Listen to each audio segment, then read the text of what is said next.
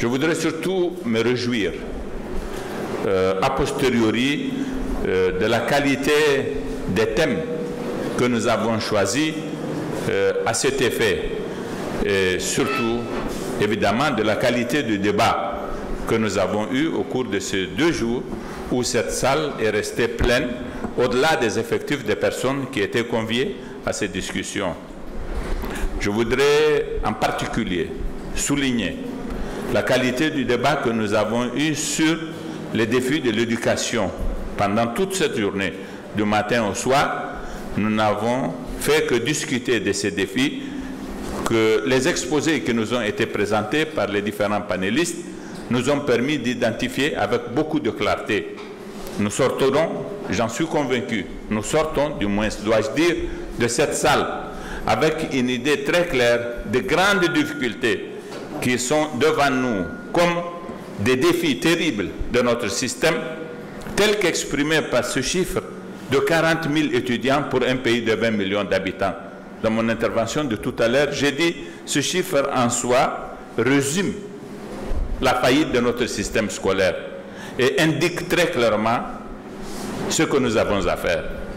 Je voudrais évidemment aussi me réjouir des discussions que nous avons eues sur les autres thèmes que nous avons traités, de l'emploi des jeunes ainsi que de la problématique de la démographie, qui sont totalement en corrélation, nous venons de le constater, avec le thème de l'éducation. Vous avez beaucoup de personnes qui vous disent que vous avez la Chine, vous avez l'Inde, qui sont des pays aujourd'hui dont les économies sont très dynamiques parce que ce sont des pays très peuplés. Seulement, lorsqu'on dit cela, si on est conscient de ce qu'on dit, on doit ne pas oublier que la Chine est passée par la politique de l'enfant unique, de même que l'Inde. L'Inde a utilisé des moyens extrêmement violents, physiquement violents, à la limite de la violation du droit, tout simplement, des êtres humains pour imposer le contrôle de la natalité et faire en sorte que le chiffre de la croissance démographique soit compatible avec les exigences de l'économie de ce pays. C'est à ce prix-là, qui a été un prix très fort, très dur, que ces pays-là se sont mis en situation de transition démographique, comme on dit, et ont pu espérer la situation qui est la leur aujourd'hui, et ont pu réaliser les prouesses qui sont les leurs aujourd'hui. Donc, cessons de dire que lorsque nous sommes nombreux, nous sommes un grand facteur de l'éclosion de l'économie. Un jour, ce n'est pas vrai. Pour que, lorsqu'il y a des humains, ils contribuent à la productivité, il faut qu'ils aient le savoir. Lorsqu'ils ne l'ont pas, comme c'est notre cas à nous, ça devient des obstacles, tout simplement, au développement. Quand 80% des populations sont analphabètes et ne sont capables que d'utiliser leurs bras lorsqu'elles en ont l'occasion, ce qui est rare, c'est tout au plus 3 mois de saison de pluie par an et des activités manuelles qui ne sont pas particulièrement productives, qui ne le sont pas du tout. Lorsque c'est ça la situation, c'est clair qu'on est dans une situation d'handicap réel. Et ce débat sur la démographie, il doit se faire. Il doit se faire comme il s'est fait ailleurs et il doit se régler comme il a été réglé ailleurs. Le président de la République est la personne qui, à l'occasion de tous ces discours, insiste le plus sur cette question. Mais ces discours, à mon avis, ne sont pas relayés. Ne sont pas relayés du tout. Et aujourd'hui, nous n'avons aucune structure, de quelque nature que soit, qui prend en charge ce débat, qui le provoque. C'est un débat que nous devons faire. Parce que tout simplement, nous devons savoir que, quelle que soit la richesse que nous produisons, si nous sommes nombreux à la partager, la part de chacun d'entre nous sera très petite. Et plus nous serons nombreux, moins nous serons en mesure d'avoir une école efficiente qui forme des gens et qui, par leur intelligence et leur savoir, soient en mesure d'améliorer la productivité de l'économie. Et c'est toute notre difficulté aujourd'hui. Donc, vraiment pour nous, il n'y a pas de tabou sur cette question. Ce n'est pas vrai qu'il y a un obstacle liés à la religion. Non, l'ignorance et l'obscurantisme ne doivent pas servir d'alibi pour qu'on invoque la religion là où la religion n'a pas lieu qu'on l'invoque. Il n'y a pas lieu qu'on invoque la religion.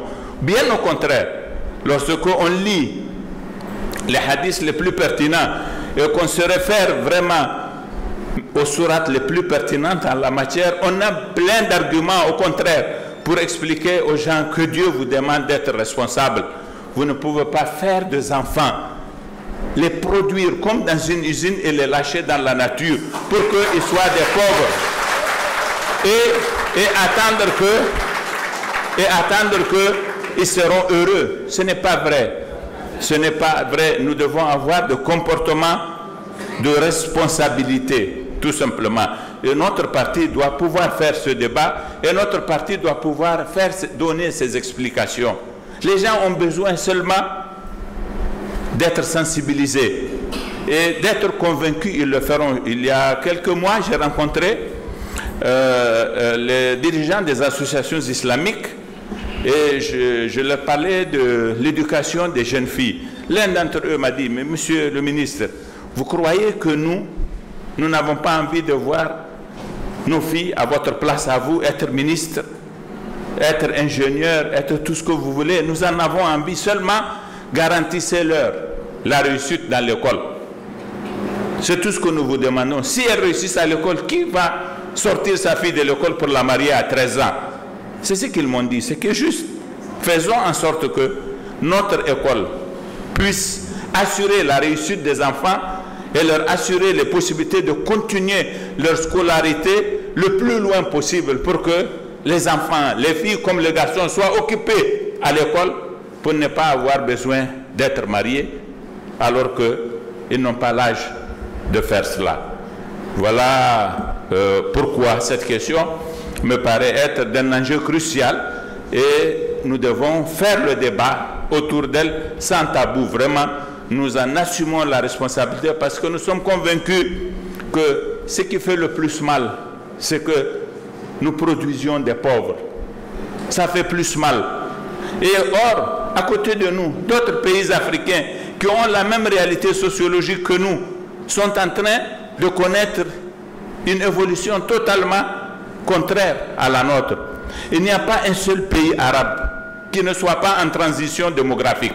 Il n'y en a pas un seul.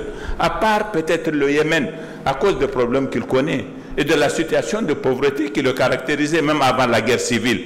Mais tous les autres qui sont musulmans comme nous, tous aujourd'hui, vous n'avez aucun pays où le taux propre aux enjeux de son ministère est de la sorte. Je pense que nous pouvons avoir beaucoup d'occasions de discussion, beaucoup d'occasions d'échange et beaucoup d'occasions de féconder nos idées mutuellement et de nous permettre d'appréhender des questions mieux que nous pourrions le faire si nous devrions rester chacun dans notre coin.